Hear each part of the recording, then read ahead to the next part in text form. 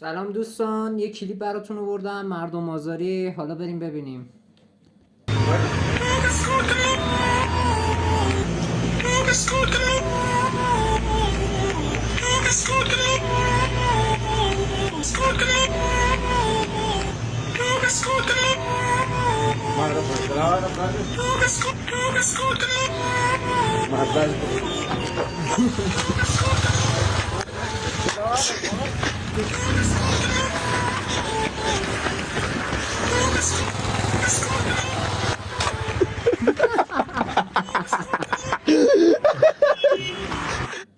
آقا نکنید، کار درستی نیست. آقا واکنشتون رو نسبت به این موضوع بگید، حتما کامنت بذارید، خیلی ممنونم ازتون.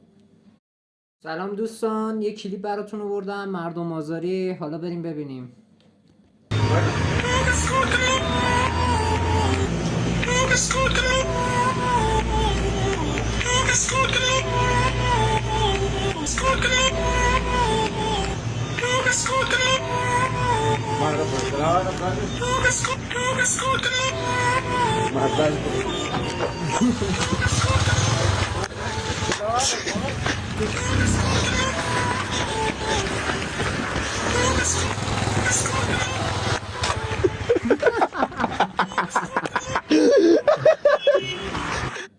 آقا نکنید، کار درستی نیست. آقا واکنشتون رو نسبت به این موضوع بگید، حتما کامنت بذارید، خیلی ممنونم ازتون.